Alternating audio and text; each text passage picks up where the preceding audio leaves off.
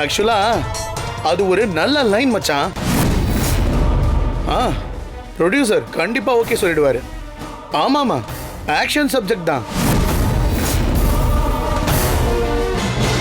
இந்த கதையில அந்த வில்லா இருக்கான்ல, இன்டர்வல் பிளாக் வரைக்கும் அவன் ஹீரோக்கு நிறைய குடைச்சல் கொடுக்கறான். ஆனா அதுக்கப்புறம் ஹீரோ கிட்ட செம்மையா லாக் ஆகுறான். வில்லன் ஒரு முக்கியமான ஆதாரம் வச்சு ஹீரோவை லாக் பண்றான்.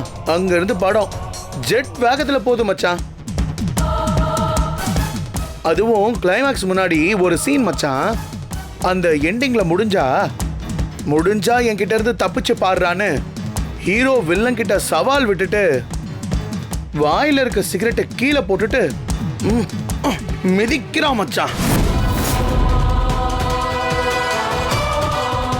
பயத்துல வில்லன் கண்ணுல கண்ணீரா ஊத்துதுடா. மீதி கதைய நான் உனக்கு நேர்லயே சொல்றேன். நீ அந்த ப்ரொடியூசர் கிட்ட மட்டும் அப்பாயின்மெண்ட் ஃபிக்ஸ் பண்ணிடு. ஆனா ஒண்ணு மச்சான், இந்த படம் மட்டும் வந்துச்சுன்னு வையே, அதுக்கப்புறம் தமிழ் சினிமாவை ஏன் கால் ஷீட்டுக்கு தான் காத்துக்கிட்டு இருக்கோம். இது கண்டிப்பா நடக்கும் மச்சான். சரி ஓகே மச்சான், மற்றதெல்லாம் நம்ம ஈவினிங் கிரவுண்ட்ல பேசிக்கலாம். ஓகே.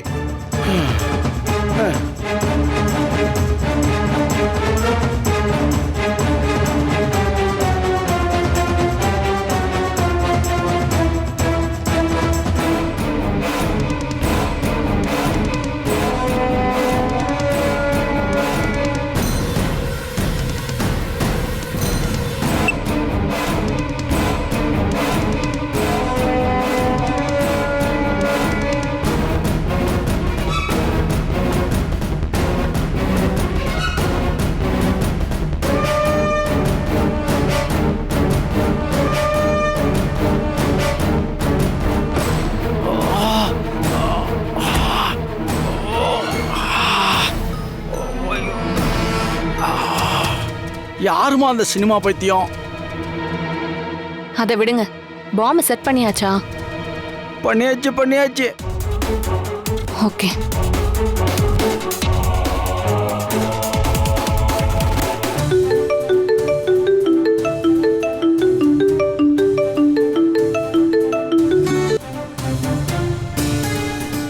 ஹலோ ஹலோ, நான் மஞ்சு. காயத்ரி அக்கா கிட்ட பேசணும். இருங்க நான் கொடுக்குறேன்.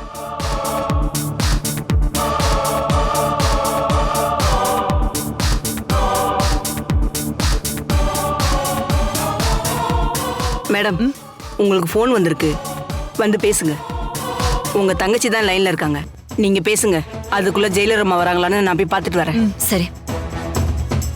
ஹலோ மஞ்சு, சொல்லு. அக்கா, நீ சொன்ன மாதிரியே இன்னும் கொஞ்ச நேரத்துல அந்த அர்ஜுன் சாக போறான். என்ன சொல்ற மஞ்சு? ஆமாக்கா, இப்பதான் அவனோட கார்ல பாம்ப செட் பண்ணிருக்கு. இன்னும் கொஞ்ச நேரத்துல பாம் வெடிச்சு அவன் பீஸ் பீஸா ஆக போறான். அதுக்கப்புறம் நீ எதிர்பார்த்த மாதிரியே அந்த பவியும் ரமாவும் கதறி கதறி அழ போறாங்க. சூப்பர் மஞ்சு. அப்படின்னா நீ லைன்லயே இரு. அந்த பாம்பு வெடிக்கிற சத்தத்தை நான் காது பட கேட்கணும். சரிக்கா.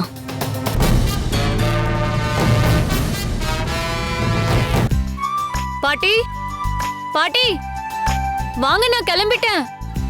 பாட்டியா? அவங்க எங்க இருக்காங்க? என்ன கேக்குற? ரூம்ல தான். அவங்க கிளம்பி போய் 10 நிமிஷம் ஆச்சு. விளையாடாத நந்து, அவங்க எப்பவும் என் கூட தானே ஆபீஸ் வருவாங்க. பவி, பாட்டி போனப்போ நானும் இங்க தான் இருந்தேன். ஏதோ முக்கியமான மீட்டிங் இருக்காமே, அதான் அப்பவே கிளம்பிட்டாங்க. நீ வந்தோடனே உன்னை கிளம்பி வர சொன்னாங்க. ஆமா ஆமா, இன்னைக்கு ஃபுட் சேஃப்டில இருந்து சில ஆபீசர்ஸ் வரதா சொன்னாங்க. அதுக்காக தான் சீக்கிரமே பாட்டி போயிட்டாங்களோ? அப்படிதான் இருக்கும். சரி ஓகே, அப்ப நான் கேப் புக் பண்ணி போய்க்கிறேன். பவி, நீ ஏன் கேப் புக் பண்ற? பின்ன எப்படி ஆபீஸ் போறது? வீட்ல கார் இருக்கு, கார் ஓட்ட அர்ஜுன் இருக்கான், அவன் கூடவே போலாமே. அது டே அர்ஜுன், வாடா. பவி ஆபீஸ் போணுமா? சரி, நீ அவளை டிராப் பண்றியா? அதுக்கு என்ன, பண்ணிட்டா போச்சு. எனக்கும் வீட்ல இருக்கிறது போர் அடிக்குது. இரு, நான் போய் கார் சாவி எடுத்துட்டு வரேன். பவி, ஆ அர்ஜுன் கூட தனியா இருக்க உனக்கு ஒரு சான்ஸ் ரெடி பண்ணி கொடுத்துருக்கேன். இதை யூஸ் பண்ணி அவன் மனசுல உள்ள காதலை வெளியே கொண்டு வந்துரு. ஓகேவா? ஓகே மனு. டிடி, அவ அண்ணா கூட தனியா போறான்னா அவ ஏதாச்சும் பண்ணி அண்ணாவை இம்ப்ரெஸ் பண்ண போறான்னு அர்த்தம்.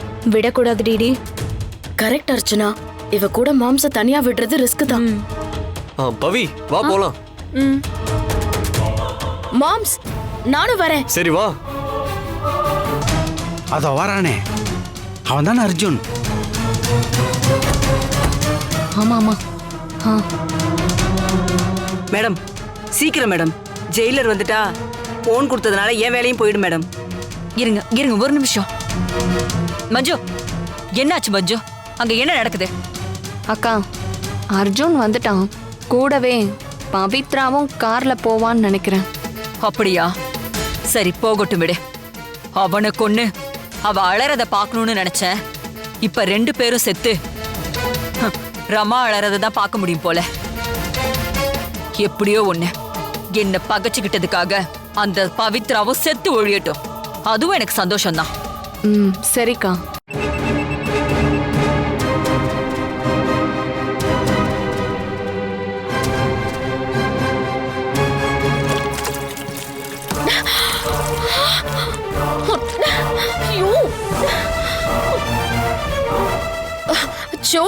என் ட்ரெஸ் எல்லாம் வீணா போச்சு.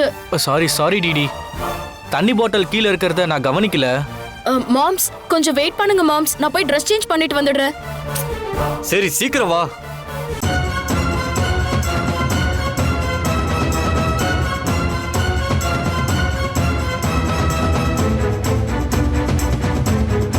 பவி, டிடி வர வரைக்கும் உனக்கு ஓகே தானே? உனக்கு அர்ஜென்ட்டா ஒர்க் இருக்கா? இல்ல. பவி, பாட்டி தான் ஏதோ மீட்டிங் வரணும்னு சொன்னாங்கல்ல, மறந்துட்டியா? ஆமா ஆமா, மீட்டிங் இருக்குன்னு சொன்னாங்க. அர்ஜுன், நீ பவியை கூட்டிட்டு கிளம்பு. டிடி வந்தா நான் சொல்லிக்கிறேன். அப்படிங்கிற? ஆமாடா, மீட்டிங் தானே முக்கியம். கிளம்புடா. சரி பவி, நம்ம போலாம்.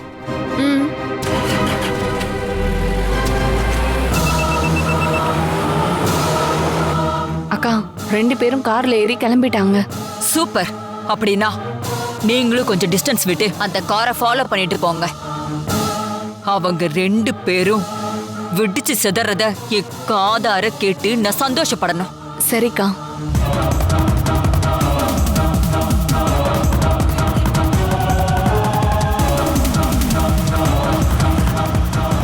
கொஞ்சம் சீக்கிரம் பேசி முடிங்க. அட நீ ஒருத்தி. நான் இத்தனை நாளா காத்துட்டு இருந்தது இப்பதான் நடக்க போகுது. அது புரியாம ஒரு 5 நிமிஷம் பொறு. 2 பேரையும் இந்த உலகத்தை விட்டு அனுப்பி வச்சுட்டு உன் போனை தர.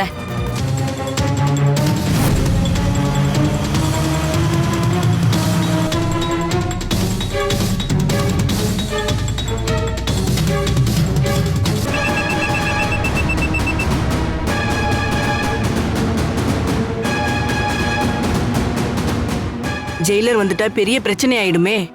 இவங்க வேற புரிஞ்சுக்க மாட்டேங்கிறாங்க. என்ன பணம் வாங்குறல, அப்புறம் என்ன? பேசாம இரு. கொடுக்க மாட்டேன் போன.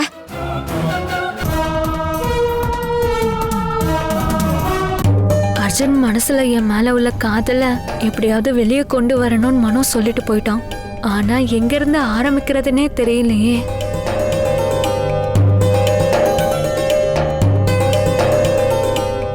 என்ன பவி, ஏதோ யோசிச்சுட்டே வரா மாதிரி இருக்கு. ஒன்னும் இல்ல அர்ஜுன், சும்மாதான்.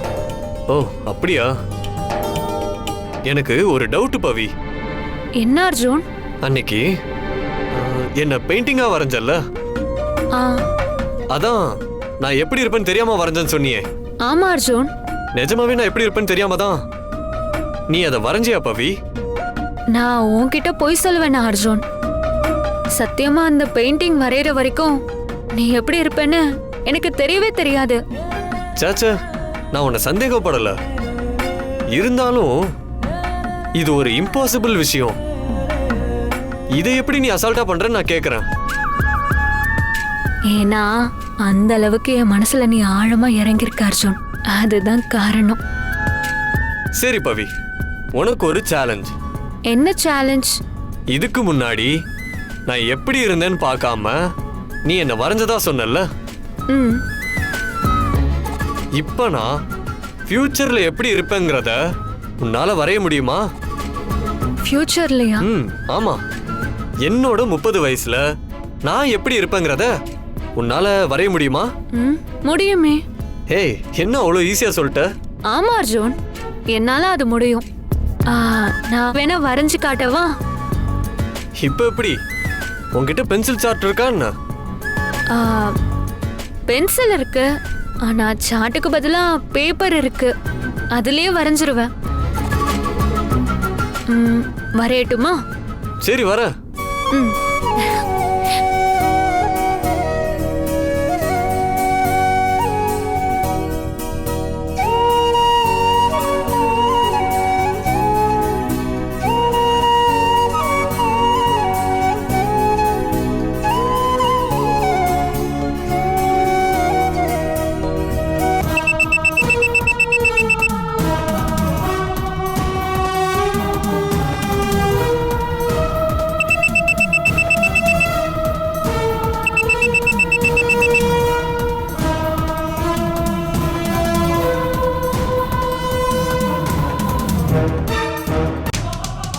மேடம், ஏய் இரு, போனை தரேன் இரு.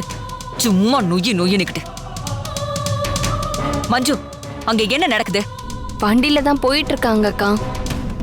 இன்னும் கொஞ்ச நேரத்துல வெடிச்சிரும். ஷூ கடவுளே, எதுக்கு இவ்ளோ லேட்டா டைம் ஃபிக்ஸ் பண்ண? அவங்க வெளியில வந்ததும் பாம் வெடிக்கிற மாதிரி டைம் ஃபிக்ஸ் பண்ண வேண்டியதானே? ஒரு சேஃப்டிக்காக தான் அக்கா.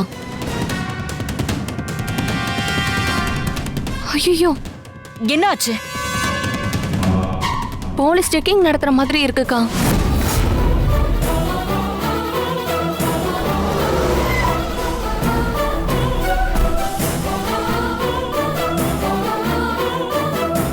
என்ன அர்ஜுன், ஏதோ செக்கிங் போல இருக்கு. என்னாச்சுன்னு தெரியலையே.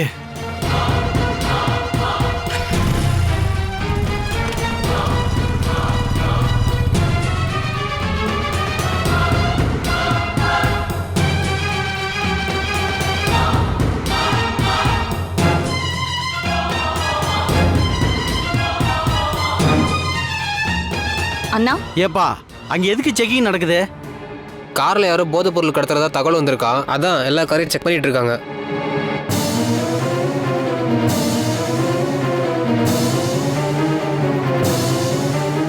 பவி, செக்கிங் நடக்கட்டும், நீ வரைகிற வேலையை பாரு. சரி அர்ஜுன்.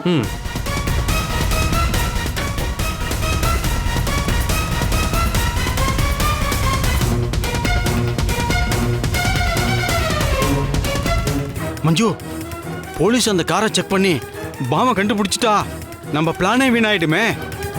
ஐயோ, ஸ்பாட்ல நம்ம இருக்கிறது பெரிய ரிஸ்க் ஆயிடுமே. அப்ப நம்ம கிளம்பிடலாமா?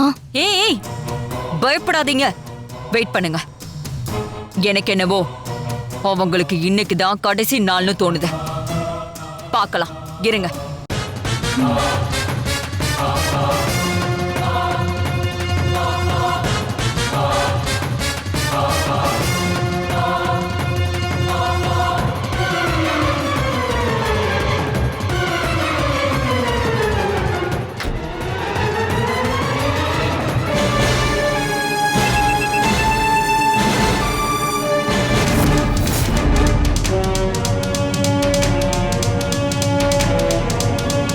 போச்சு போச்சு, பாமை பார்க்க போறான்.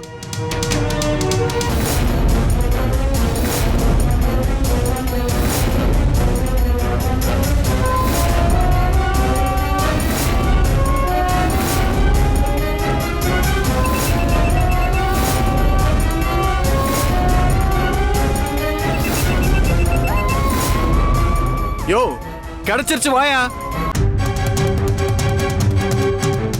என்னாச்சு மஞ்சு? அப்பாடா, போலீஸ் பாம் இருக்கிறத பார்க்கலக்கா. சொன்னேன்ல, நான் சொன்னேன்ல, இன்னைக்கு அவங்க 2 பேரும் சாவணும். அத என் காதால கேட்கணும். இதுல இருந்து அவங்க தப்பிக்க வழியே இல்லை. மத்த வண்டியில அனுப்பிவிட்டுரு.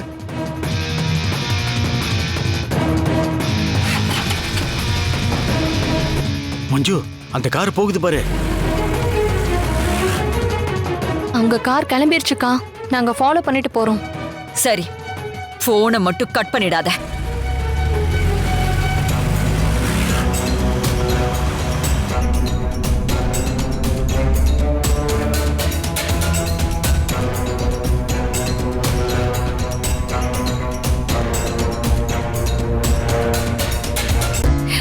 அர்ஜுன், ம் நான் வரைஞ்சு முடிச்சிட்டேன். அப்படியா? இங்க காட்டு.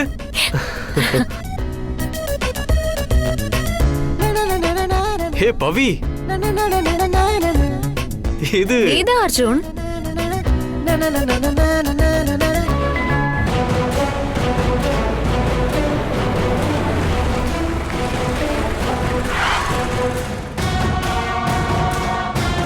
மஞ்சு கார் நின்றுச்சு.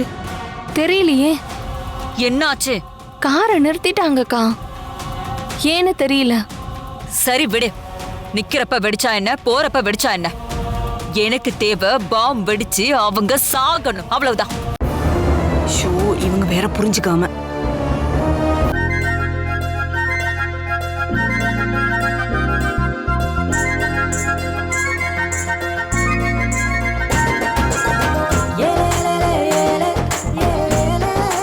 எப்படி பவி?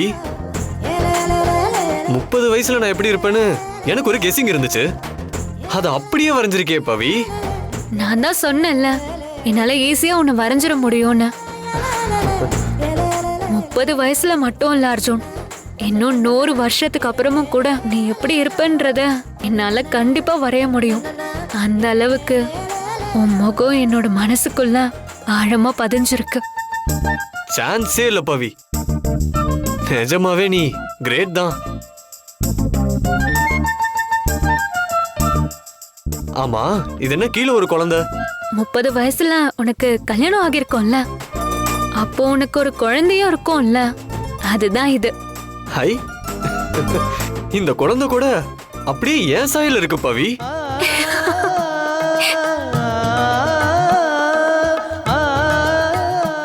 அப்போ இதுதான் என் வைஃபா? ஆமா. சரி, ஏன் என் ஒய்ஃபுக்கு மட்டும் ஃபேஸை நீ வரையவே இல்ல? அதெல்லாம் ஒரு காரணமாதான். புரியலையே. எனக்கு நீ ஒரு சேலஞ்ச் வச்சல்ல, அதே மாதிரி நானும் உனக்கு ஒரு சேலஞ்ச் வைக்கிறேன். இதுல இருக்கிற பொண்ணு யாரா இருப்பான்னு நீ கெஸ் பண்ணி சொல்லணும். அதுதான் உனக்கான சேலஞ்ச். ஹே, ஃபேஸ் எல்லாம் எப்படி கெஸ் பண்ண முடியும்? நீ எப்படி இருப்பேன்னு தெரியாம என்னால உன்னை வரைய முடிஞ்சதில்ல, அப்போ உன்னால இதுவும் முடியும். கமான் அர்ஜுன், ட்ரை பண்ண. சரி, ஓகே.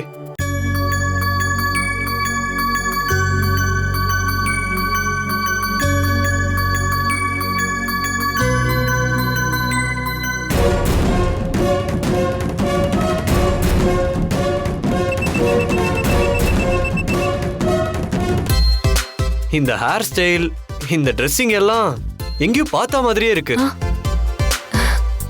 டக்குன்னு ஸ்ட்ரைக் ஆக மாட்டேங்குது. என்னம்மா அர்ஜுன், உனக்கு அது நான் தானே தெரியல? யோசிக்காத அர்ஜுன், அது நீதான் பவின்னு சொல்ல. உன் மனைவியா உன் பக்கத்துல என்ன தவிர வேற யாரும் இருக்க முடியாது அர்ஜுன். சொல்ல அர்ஜுன், அது நான் தானே சொல்ல. கண்டிப்பா இது நான் அடிக்கடி பார்க்கிற ஒருத்தர் மாதிரி தான் இருக்கு. கிட்டத்தட்ட வந்துட்ட அர்ஜுன். இரு இப்ப சொல்லிடுறேன் இது யாருன்னு.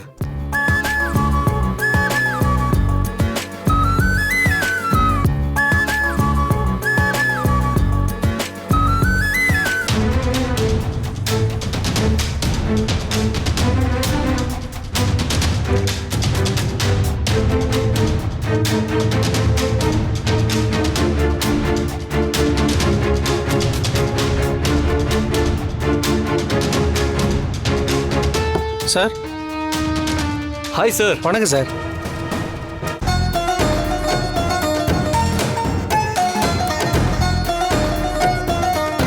Hello sir. ஐயோ அங்கிள், உங்களதான். ஆஃபீஸ் தான் போய்கிட்டு இருந்தேன். நம்ம கார் நிக்கிறத பார்த்தேன், அதான் மேடம் வந்தேன். ஓ அப்படியா? நாங்களும் ஆபீஸ்க்கு தான் போயிட்டு இருக்கோம். இன்னைக்கு சேஃப்டி ஆபீசர் வர்றதுனால பாட்டி முன்னாடியே கிளம்பி போயிட்டாங்க. ஆமா ஆமா சொல்லியிருந்தாங்க. இப்ப நான் அதுக்கு தான் போய்கிட்டு இருக்கேன். நீங்க ஏன் வழியிலே நின்னுட்டீங்க? டைம் ஆச்சுல்ல. அது ஒன்றும் இல்லை அங்கிள், சும்மாதான். என்ன போய் மேடம், முன்ன மாதிரி பிசினஸ்ல கவனமே இருக்கிறதுல போல இருக்கு. ஹலோ, அப்படியெல்லாம் இல்ல. சும்மா வேற ஒரு விஷயத்தை பத்தி பேசிக்கிட்டு இருந்தோம். இப்ப கிளம்ப தான் போறோம். பவி, இத அப்புறமா பாத்துக்கலாம். மீட்டிங் இருக்குல்ல, நம்ம கிளம்பலாம். ஓகே சார், அப்ப நான் ஆபீஸ் கிளம்புறேன். நான் பைக்ல முன்னாடி போறேன், நீங்க பின்னாடியே வாங்க. வாங்க வரேன் சார். ச்சே, அர்ஜுன் அது நான் தானே சொல்ற நேரத்துல இவர் வந்து கெடுத்துட்டாரே.